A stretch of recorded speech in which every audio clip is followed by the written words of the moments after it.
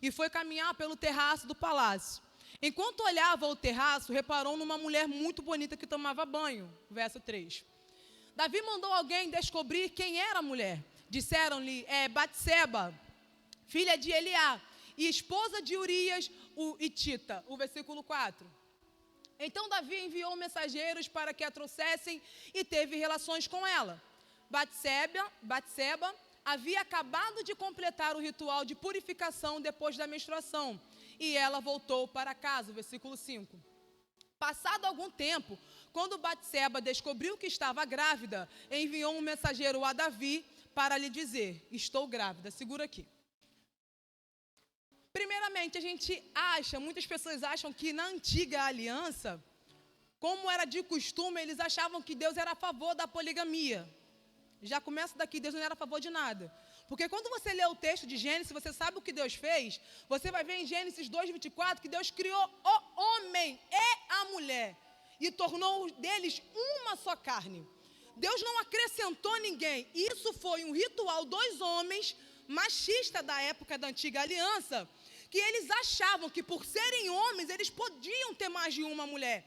Então isso acabou se tornando um hábito entre eles. Então, para a humanidade daquela época, para as pessoas daquela época, era normal com que um homem se casasse mais de 2 vezes. Era normal que ele tivesse 3, 4, 5, quantas mulheres ele quisesse.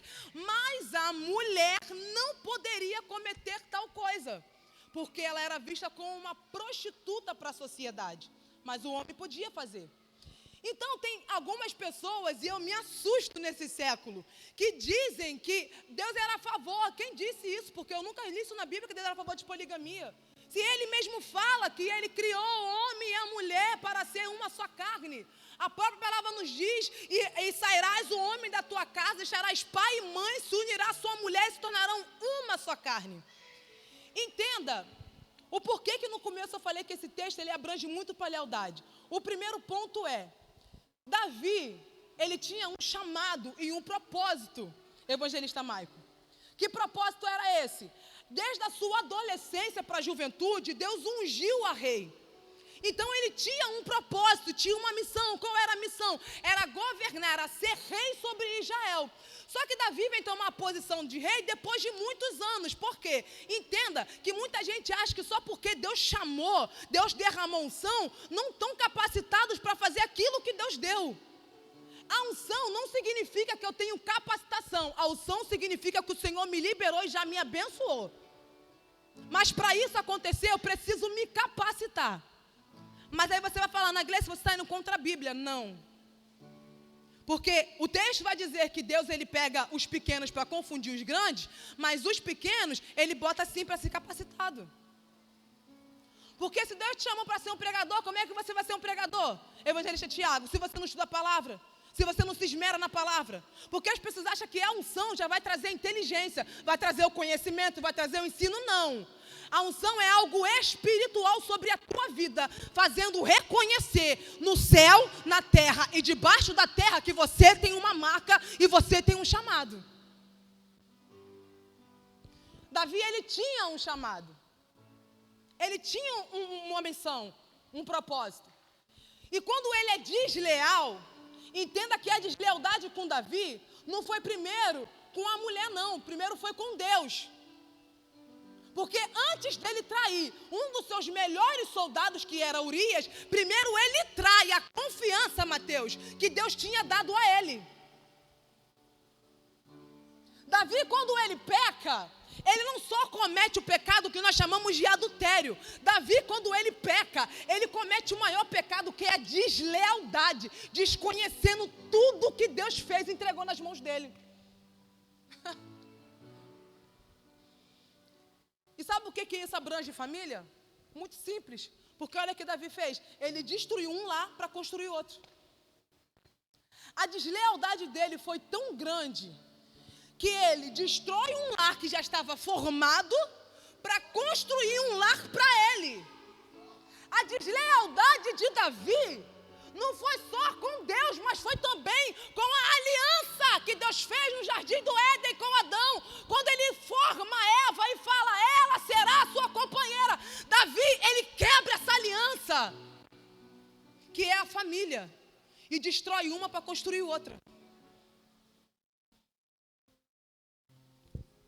E o mais triste de tudo é que nessa passagem do capítulo 11, não era nem para Davi estar em casa. Não era para ele estar em casa. Ele deveria estar na guerra com os seus soldados. Ele deveria estar lutando para manter o teu povo salvo. Ele deveria estar em guerra para que a sua família fosse salva. Porque se a guerra fosse vencida pelos inimigos, Davi não só perdia o reinado, não só perdia alguns homens, não. Ele perdia toda a sua família. Porque tinha guerras naquela época que, dependendo da situação, não se perderia só a coroa, que a coroa é de menos. Mas a maior riqueza que Davi perdeu quando cometeu o pecado foi a sua família. A maior riqueza que Davi perdeu quando ele cometeu o adultério foi a sua casa, foram seus filhos, sua esposa. E o texto vai dizer que quando Betseba descobre que está grávida, e ela manda um mensageiro ir até Davi, outro erro que ele comete, ele tenta dar um jeitinho no pecado que ele cometeu. Ele tenta ofuscar, ele tenta esconder, melhor dizendo, ele tenta pegar um pano, como a gente costuma dizer, né? Esconder debaixo do pano algo que um olhar divino, que são como chamas de fogo, não dorme, não cochila, já tinha visto há muito tempo. Ele poderia sim ter escondido de Urias, ter escondido do povo, mas de Deus não. A deslealdade que Davi comete é algo tão grande, e tão grande, que quando ele descobre que Betseba estava grávida, eu gosto dessa parte porque a Bíblia vai dizer, no versículo 6, põe o versículo 6, Alícia, por favor. Olha só, então Davi mandou uma mensagem para Joabe. Nisso daqui Davi já tinha descoberto que Betseba estava grávida. Então ele chama o mensageiro Joabe, envia-me Urias o Hitita, e Joabe o enviou a Davi. O versículo 7. Quando Urias chegou, Davi perguntou como estavam Joabe e o exército e como ia a guerra. Então disse a Urias, vá para casa e descanse. Depois que Urias deixou o palácio, Davi lhe enviou um presente. Urias, porém, não foi para casa, passou a noite na entrada do palácio com os guardas do rei. Segura aqui. Davi já sabia do erro que ele tinha cometido, e que o erro trouxe consequência, que foi a gravidez de Betseba. Ele tenta dar um jeitinho, empurrar Urias para casa, para que ele se deitasse com Betseba, e o filho que Betseba estava esperando dele, enganasse Urias dizendo que era dele. Quando Davi, ele manda um mensageiro ir até Urias, e Urias se apresenta diante de Davi, lembrando que Urias estava em uma guerra que era para Davi estar também. Só que eu amo esse texto, pastor, porque ao mesmo tempo que ele fala da deslealdade de Davi, nessa passagem, ele fala da lealdade de Urias. Você vai entender o porquê. Eu vou chegar lá.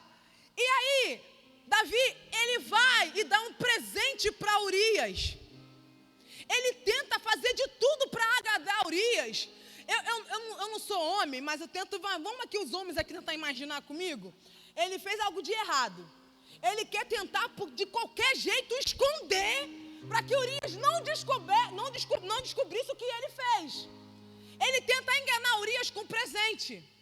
Só que eu vou te falar uma coisa, confiança, ela é igual taça, quando quebra, já era. Já era.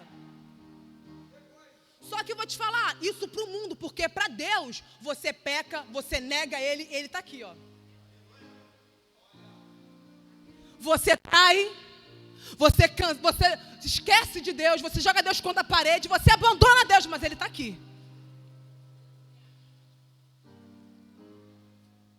E aí, para a surpresa de Davi, olha o que acontece, versículo 10. Quando Davi soube que Urias não tinha ido para casa, mandou chamar e perguntou, o que aconteceu? depois de ter ficado tanto tempo fora, por que você não foi para casa ontem à noite? Versículo 11. Urias respondeu: a arca e os exércitos de Israel e de Judá estão em tendas, e Joabe, meu comandante, e seus soldados estão acompanhados ao ar livre. Como eu poderia ir para casa para beber, comer e dormir com minha mulher? Juro diante do rei, jamais faria uma coisa dessas. Segura aqui. Sabe o que Urias falou para Davi, em poucas palavras? Davi, eu sou tão leal, mas tão leal, que mesmo você, como rei, me dando autorização para me ficar em casa, eu prefiro ser leal àqueles que estão na guerra. Eu prefiro voltar e lutar com o meu povo do que ficar em casa dormindo. Eu prefiro arregaçar as mangas, Davi, e ir para a guerra.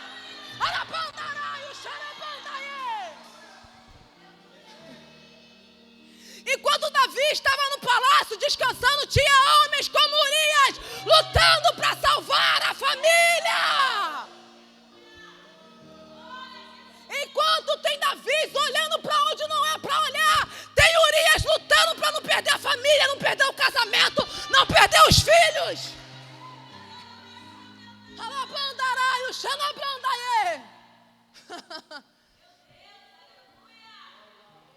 Deixa eu te falar, não se assusta não, porque não tem ninguém perfeito não, querido. É porque antigamente a gente botava Davi como, uau, Davi, o homem segundo o coração de Deus, também pecou igual eu e você. Errou igual eu e você. E tem números na Bíblia que também erraram e pecaram como eu e você. Mas ainda existe Urias, que são leais à aliança. Existem Urias que são leais ao cargo, ao ofício. Existe Urias que mesmo diante do descanso, ele prefere voltar para a guerra. Porque eu vou te falar, se eu fosse Urias, duvido que eu voltava. Voltava, pastor? É pensar 10 vezes. Se alguém falar aqui que voltava de imediato, está mentindo, quer pensar 10 vezes. O rei mandou ficar em casa, evangelista Maico, descansando, me deliciar com a minha mulher, com o meu esposo, ficando dias em casa de descanso. Sabe qual é o nome disso? Lealdade. O que Urias fez foi um ato de lealdade. Vamos continuar lendo o versículo 12. Então Davi lhe disse: pois bem, fique aqui hoje e amanhã poderá retornar. Urias ficou em Jerusalém aquele dia e o dia seguinte, o verso 12. Davi o convidou para o jantar e o embriagou. Outra vez, porém, ele dormiu numa esteira com os guardas do rei e não foi para casa. O versículo 14. Na manhã seguinte, Davi escreveu uma carta para Joabe e mandou Urias entregá-la. Gente, isso daqui é muito forte. Olha o tamanho da lealdade de Urias. Davi fez de tudo para que Urias fosse para casa. Ele não foi. Davi deu presente, ele não foi. Davi preparou um banquete, um jantar para ele, o embriagou, ele não foi. Porque a mente de Urias, ela estava na guerra. E tem alguns, desculpa a expressão da palavra, algumas pessoas ignorantes que quando lê esse texto, evangelista Maico, fala que Urias era frio com Betseba. Ele não era frio com Betseba. Ele simplesmente era um homem agindo com lealdade, pensando no povo que estava na guerra, nos homens que estavam na guerra. Eu não vejo Urias como um homem frio, não. Eu não vejo Urias como um marido cascorento, um marido... Não, eu não vejo. Mas quando eu leio o texto de Urias, que eu olho a vida de Urias, eu vejo um homem exemplar, um homem leal, um homem que quer de qualquer forma proteger. Porque entenda, se Urias estava na guerra, ele não estava na guerra só pelo povo, não. Ele também estava na guerra pela família dele. Porque se ele morre, ele sabia que a família dele também poderia morrer. O homem inteligente, o homem que é leal a Deus, a primeira coisa, o primeiro instinto do homem é proteção.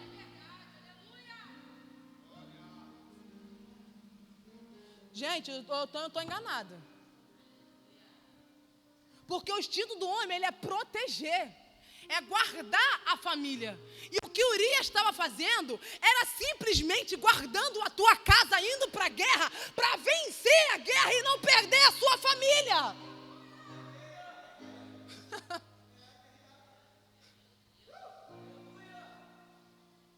Gabinete é bom, mas não adianta ficar chorando no ouvido do pastor por erros que você mesmo cometeu.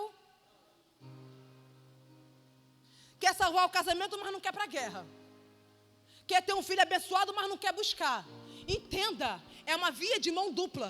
Porque enquanto você vai para a guerra, a bênção vem. Enquanto você ora, a bênção chega. Quando você se dispõe para ser leal, Ele é leal contigo também. Não fica esperando cair do céu, o príncipe cantar, não. Vai cair um sapo na tua cabeça, mas não vai cair o príncipe. E sapo, quando eu falo, não estou dizendo de sapo, de ser gordo ou algo disso, não. Porque não vai ser o que você quer, vai ser o que Deus escolheu para você, o que Deus quer para a sua vida. A mulher, ela tem mania de querer escolher numa pessoa, num cônjuge, 1000 coisas. Ela idealiza. O homem, ele é mais prático. O homem, ele olha as partes do corpo da mulher e acabou. Se eu estiver mentindo aqui, que eu acho que é assim, né, não? Aí, ó. Confirmação. A mulher não. Já reparou uma mulher, quando passa um homem na rua, que ela não é, ela acha a pessoa interessante? O cara tá vindo de frente. Ela olha no olhar da pessoa. Ela não olha o corpo, não olha o físico, ela olha o olhar do homem. E algumas mulheres, pelo olhar, conseguem identificar se o camarada presta ou não. Se é um homem que tem caráter ou não. O homem não, se passar uma mulher na rua, ele vai fazer assim. A mulher, ela consegue identificar várias qualidades e defeitos numa pessoa. Que é o que a gente chama de um sexto sentido ou uma sensibilidade feminina. E eu creio que dentro desse texto, Betseba, tem alguns que falam, alguns estudiosos dizem que Betseba, ela estava carente, ela estava... Eu imagino que sim, porque mulher também tem os seus desejos carnais. E ela estava assim, carente, muito tempo sem ver o marido, sem estar com o marido. Mas eu entendo que para Deus não existe desculpa quando você peca, você pecou, já era. Porque você tem um conhecimento da palavra de Deus, você tem algo poderoso em tuas mãos que é a palavra. Você tem estudos, você tem ensinos que te ensinam sobre a palavra de Deus. E é o que eu preguei quinta-feira passada, quando você conhece a verdade, ela te liberta, não adianta. Gente que vive, diz que vive, que conhece a verdade, e você não vê nenhuma libertação, não conheceu a verdade. Desculpa. Não viveu a verdade, porque não adianta eu dizer, diácono Anderson, que eu estou em Cristo vivendo a verdade, se a minha vida permanece nas mesmas práticas que do passado. Não viveu a verdade, não conheceu a verdade. E a lealdade de Urias foi algo tão lindo e tão tremendo, que Davi, ele escreve uma carta, versículo 15. Olha só. A carta continha a seguinte instrução. Gente, isso daqui, meu Deus. Olha. Assim, esse texto, ele mexeu tanto, mas de uma maneira tão forte comigo, que eu falei assim, meu Deus. A pessoa que ela é leal,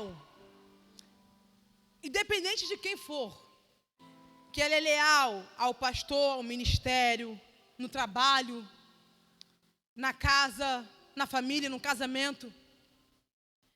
Ela não está preocupada com as coisas que vão acontecer. A maior preocupação da pessoa é permanecer sendo leal. Como assim, Ana Gleice? Olha o que Davi fez. Na carta que ele escreveu, e mandou o próprio Urias entregar a Joabe. Coloque Urias na linha de frente, onde o combate estiver mais intenso. Depois recue para que ele seja morto. Foi mais ou menos assim, ó. Davi chama Urias, escreve uma carta, dá na mão de Urias e fala assim: Urias, leve essa carta aqui, ó, até Joabe. Só que Urias não tinha noção do que estava escrito na carta. Era a sua própria sentença de morte. Só que a lealdade de Urias fez ele levar a carta que estava escrita, a própria sentença de morte dele, até Joabe. A curiosidade poderia abrir a carta e ler. Não, vamos, o que Davi escreveu aqui nessa carta? O que ele botou aqui? Será que é algo muito importante? Ele poderia abrir a carta e ler, mas não.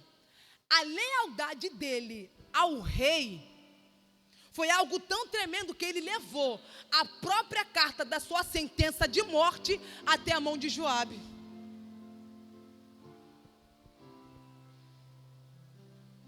Muitas das vezes, as pessoas confiam em você coisas que para você pode ser ruim ou pode ser bom. Mas a lealdade te faz guardar segredos que ninguém sabe, só Deus.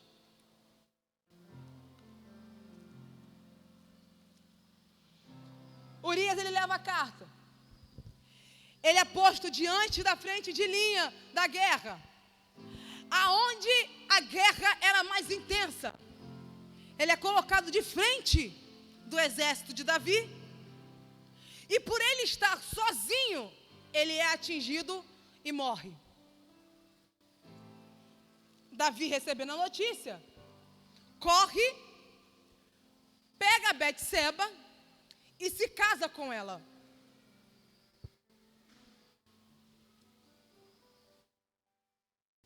Davi, além de ter pecado, sendo desleal à sua família, sendo desleal a Deus, sendo desleal à sua casa, é o que Deus confiou nas mãos dele, ele ainda comete um outro pecado. Ele praticamente mandou matar Urias, porque ele sabia que Urias sozinho na frente de guerra não iria ter como sobreviver. E quando ele se casa com Betseba, o capítulo 12, vai nos dizer que Deus agora envia o profeta Natã até Davi para falar sobre o pecado de Davi. Só que o versículo que me chamou a atenção foi o versículo 10. 2 Samuel 12, versículo 10.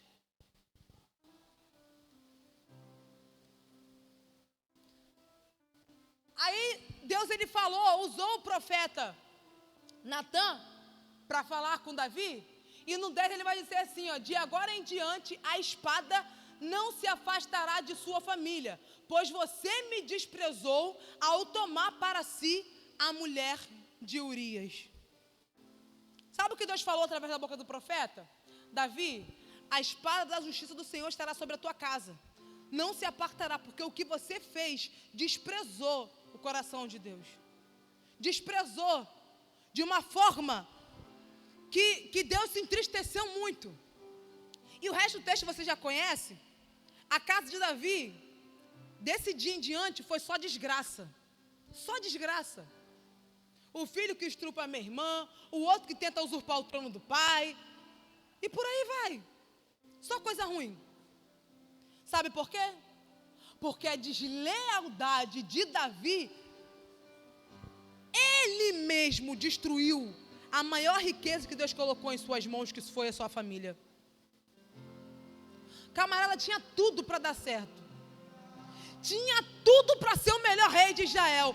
Mas por querer algo que não era dele, ele destruiu todos os planos de Deus. Tudo que Deus tinha para ele, tudo que Deus queria fazer com ele, destruiu tudo. Viveu por muitos anos uma vida miserável. Vou te falar, a pior coisa que existe na face da terra, além de um ser humano não viver em Deus, não ter Deus, é ter uma família desgraçada. É ter uma família arruinada. É você... como é que eu posso explicar? É você botar uma capa de que está bem, e em casa só Deus sabe como é que está. A ruína. Já pedindo socorro e misericórdia. Por quê? Porque a deslealdade te levou às consequências. Abraão, o pai da fé, o pai de nações, foi dar ouvido para sua mulher, expulsou Agar e o próprio filho Ismael da tenda, entregando o próprio filho à morte, colocando ele no deserto. Aí você olha e fala, mas ele era o pai da fé, era. Mas ele era um homem escolhido, era um homem escolhido.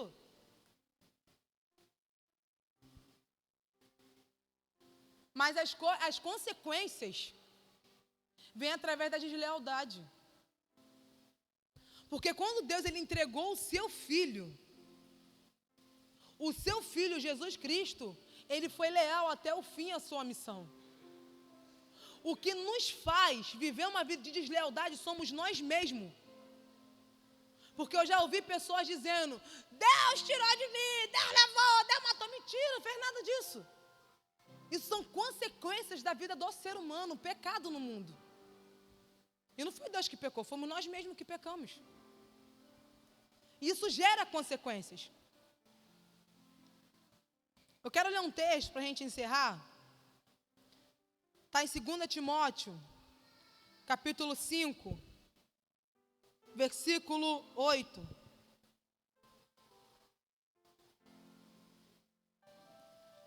Como eu falei no começo, a poligamia ela era algo, e é algo abominável para Deus, algo que Deus não aceita, abomina.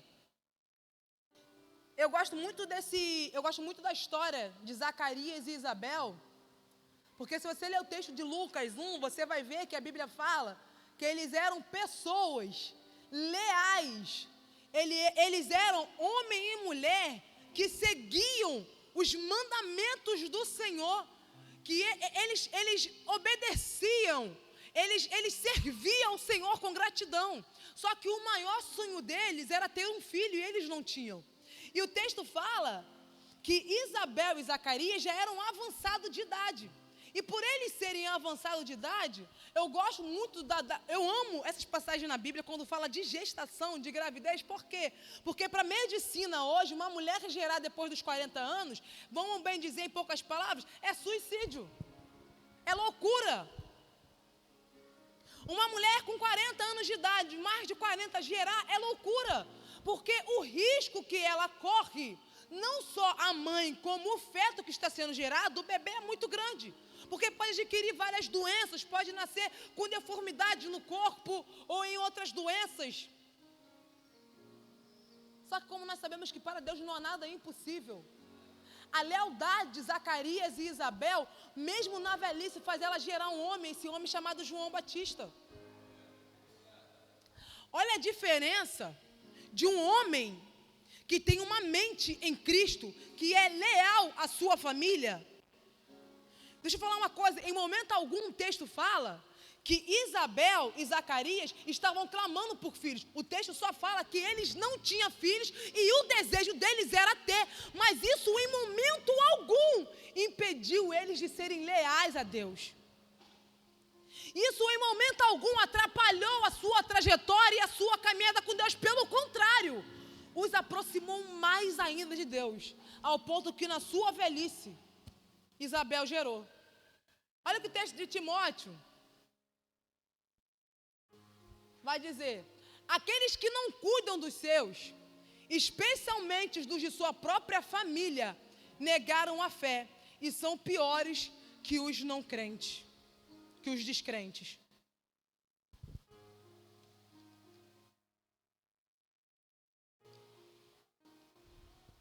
A sua família é a sua maior riqueza. Vou falar uma coisa aqui para vocês.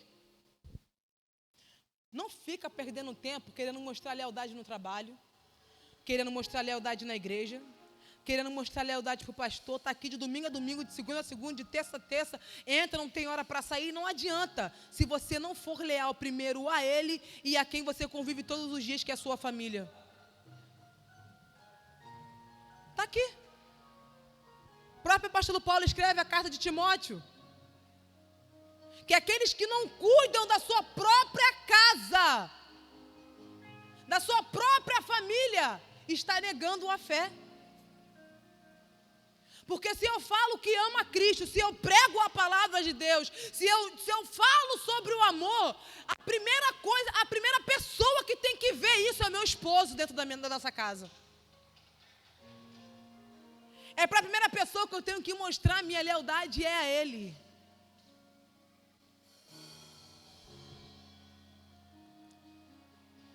Que essa palavra, elas possam ficar em teu coração. E assim como o Espírito Santo ministrou no meu, que Ele ministre no seu também. Porque eu sei de uma coisa, a semente ela foi lançada. E eu creio que nesse lugar tem terra férteis aqui. Eu sei que tem terras boas aqui, terras férteis, que a semente foi lançada, que foi a palavra de Deus. Essa semente vai germinar, e eu tenho certeza que viveremos um ano de 2022 na lealdade. Vai ser um ano esplêndido.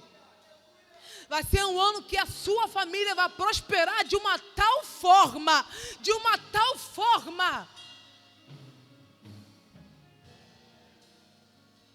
Se coloca de pé em nome de Jesus.